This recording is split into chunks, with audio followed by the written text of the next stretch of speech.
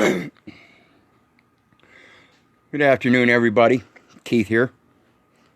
Hoping everybody's having a good day, enjoying life, living life, loving life.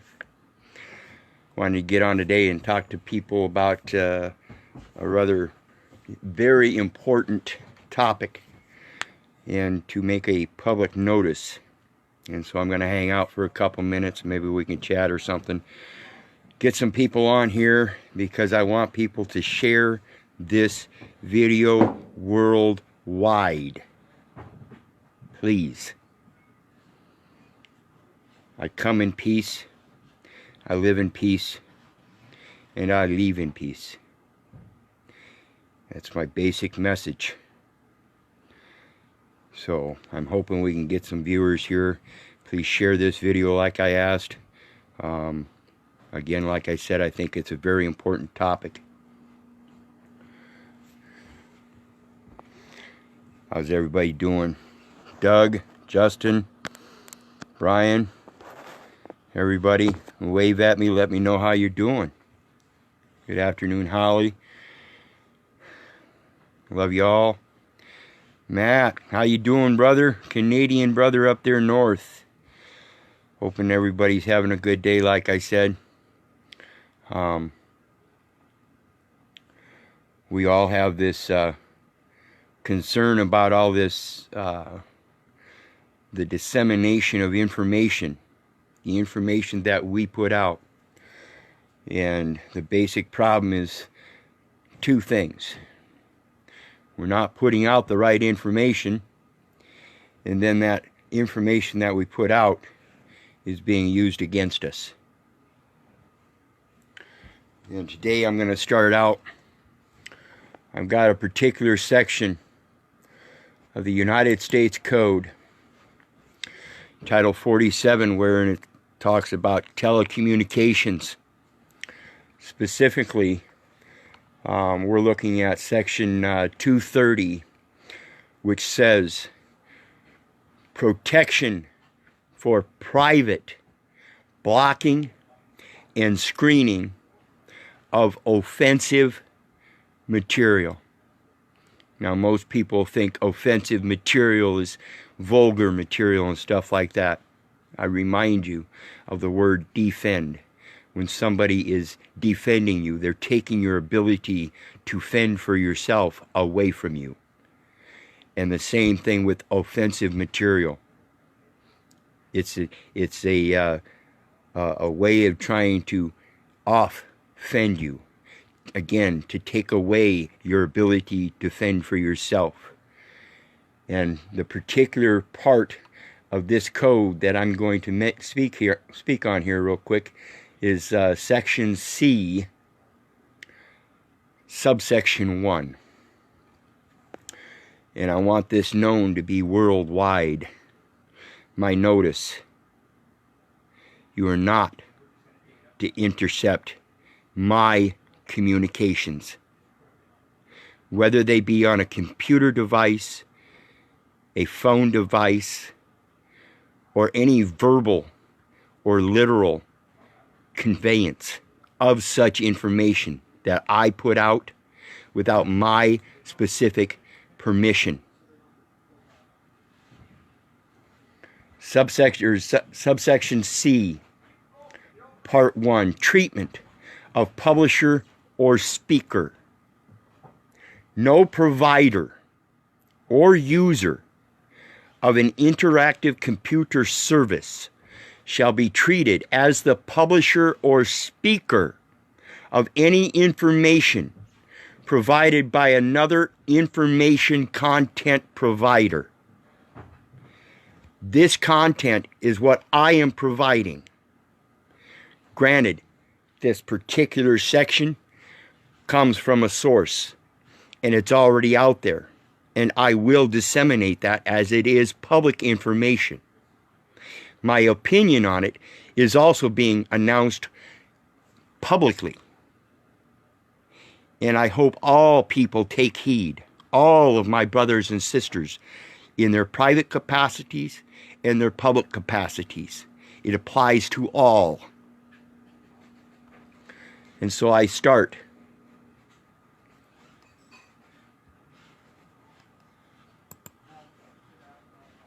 public notice.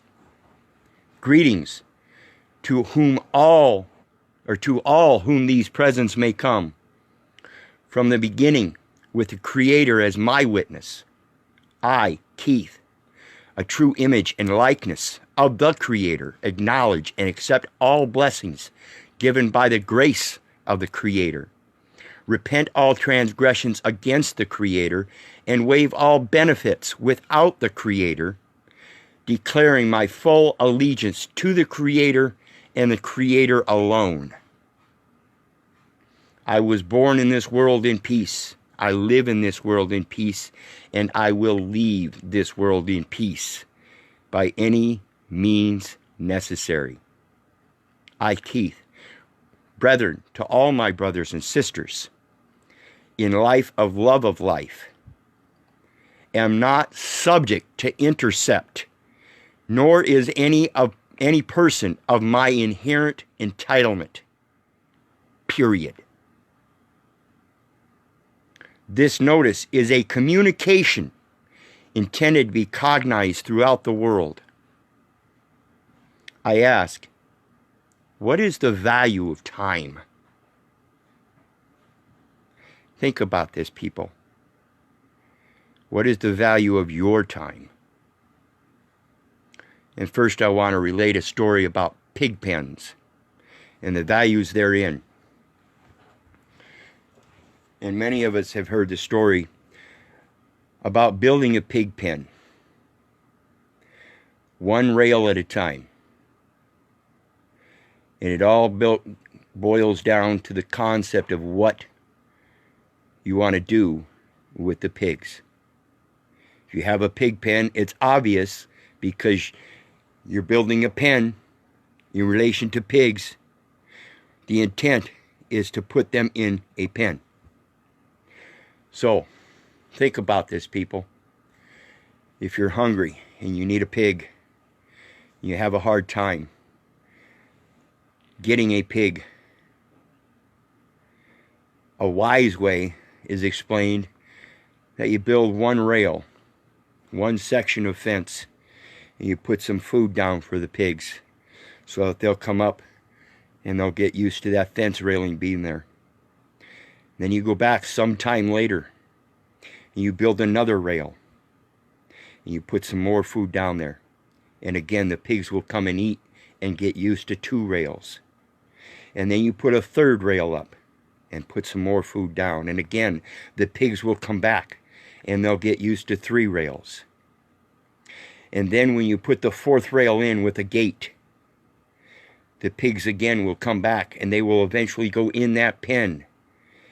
And when you have it set up so that gate closes, you now have a pig pen with a pig in it. And you have invested your time in the pig pen so that you can freely receive what was freely given upon your own investment of time, not some commercial investment. Okay? What's the value in that? Think about this while I relate another pig pen. And the guy that already has a commercial investment in, say, 200 pigs that he's going to buy from somebody else. He also has to make a financial or commercial investment in a pig pen to store those 200 pigs.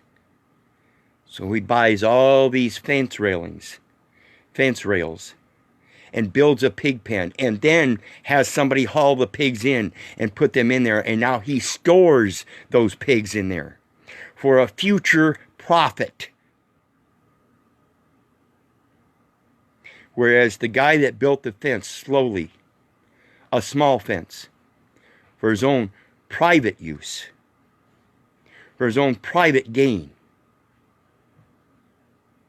who's investing more? What's the value? What's the difference? What's the distinction between the two?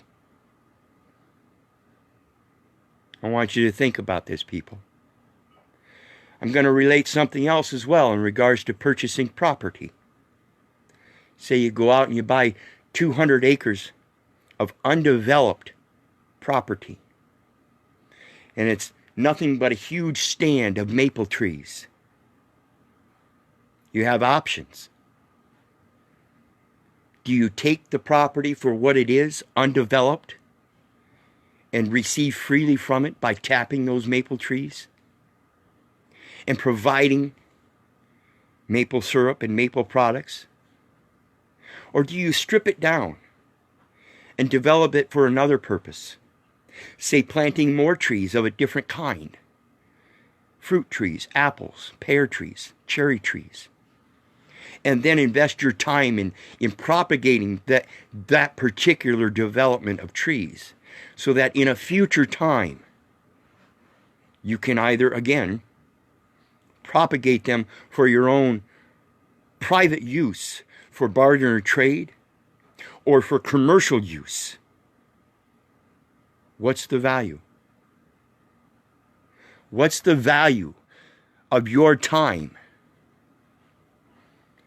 Now, in purchasing that property, say you bought this property at 20 years old, and when you turn 85, you've had 65 years of developing this property. You've stripped it down, you've put the trees on there, and you've developed it, and you've got your value put in it. But you pass away with no inheritors. They auction the property off. Who's putting value to it now? Are they going to buy it as a developed property and base their value of purchase on that? Or are they going to purchase it with their own intent of undeveloped property to strip it down once again and put up a hog farm? You know, that fence thing again. Where is your value, people? What are you spending your time in? Are you spending it doing good works, or are you spending it in a commercial system of convenience? Are you spending it for prosperity and abundance, or are you wasting it away for profits of a commercial system that subjects you to interception? Think about this, people. Think. And my third relation is in regards to making a distinction about who you are and how you spend your time and how you are classified by the way you spend your time. If I were to go out and rob a bank, does that make me a bank robber? If I don't get caught robbing that bank, am I a bank robber? If I only rob one bank and it gets published, am I a bank robber? Or do I have to rob a bank numerous times in order to be classified as a bank robber? I ask, if I go out and ride a horse one time, am I a horse rider? If I go to a rodeo and profess that I'm a horse rider, will they assume, presume, because of my implication that I'm a horse rider, that I can buck a horse?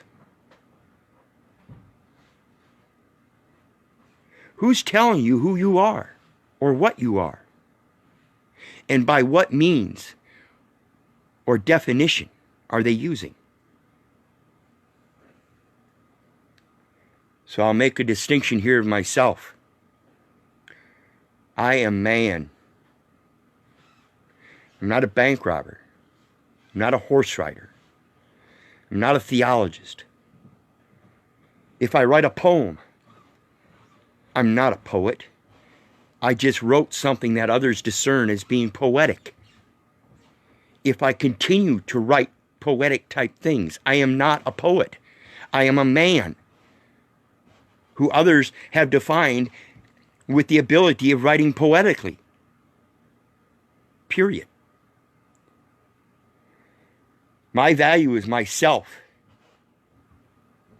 and not any person subject to myself, as I exist without the commercial system, whereas persons exist only within the commercial system. Comprehend this, people. You are not a person. You have inherent entitlement to a person for use in commercial systems. All public servants know this now. People are not persons. See Romans 13 and Genesis 17, verse 1. Public servants are people classified as agents assigned fiduciary duties by the people. See the 10th Amendment, along with the 9th Amendment, along with the First Amendment, and the Second Amendment of the U.S. Constitution. These agents subject themselves to the people for compensation. They are not to govern people who govern themselves. They are to govern in good faith and fair dealing people who are incompetent to manage their own health and well-being and are considered a class of people entitled to use of citizens of government, known as instrumentalities, and are merely for convenience of such governments. This the agents must do, for this is what their true assignment is.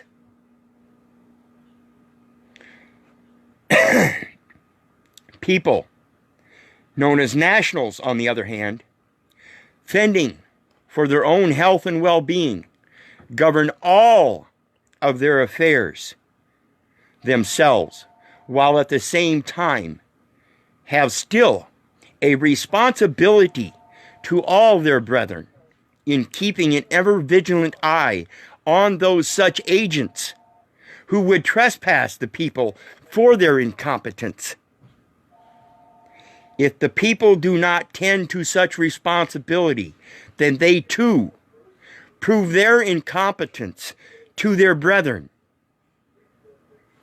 We are all to blame equally. We must come to know that Admiralty maritime law, the commercial realm, does not recognize man, but rather recognizes only persons and only administers persons. The common law, on the other hand, recognizes both man and persons, but only ministers people. The commercial fiscal systems, such as that of the fiat currency, Federal Reserve notes, are government standards of compensation for their service, of which they regulate the market fluctuations and retain, as people, the right of exchange for lawful coin under full faith and credit and the gold clause, just as all other people. Just because they have a fiscal system does not mean it limits their intent or their inherent right to lawful exchange. This system is just like coupons used to pay miners of precious metals and gems as theft prevention from the work site. I wouldn't dare to go to work at a gold mine with pockets full of gold for fear of being accused of stealing what I'm supposed to be mining. Same goes to our government.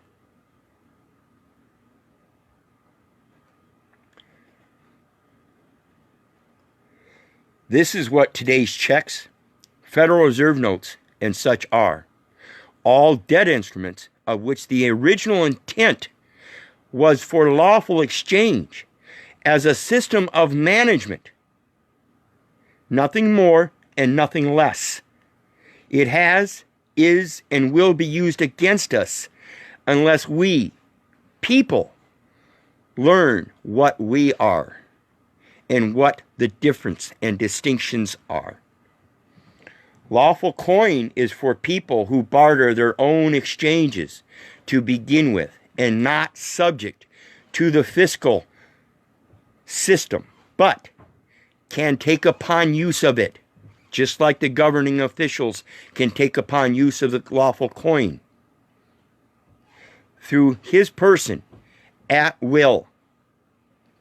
The people's unlimited powers of contract shall not be subject to intercept by physical or by fiscal systems. Know this now, ye public servants.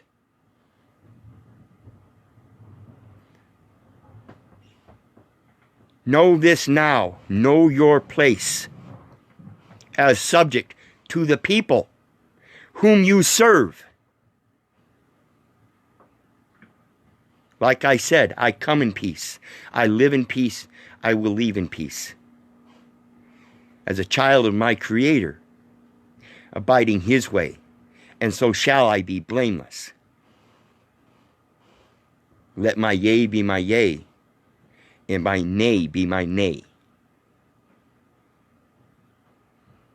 Again, I ask everybody, share this worldwide. All public servants in every commercial system, stand where you belong. If you don't like being told what to do and directed in your duties, then stand down and stand up. Get out of that seat of office that you took upon yourself willingly, freely, upon the election of the people that you respectfully are supposed to serve with diligence in good faith and fair dealing. Remember, people, if it wasn't for you, I wouldn't be doing this. God bless. I love you. Have a great day.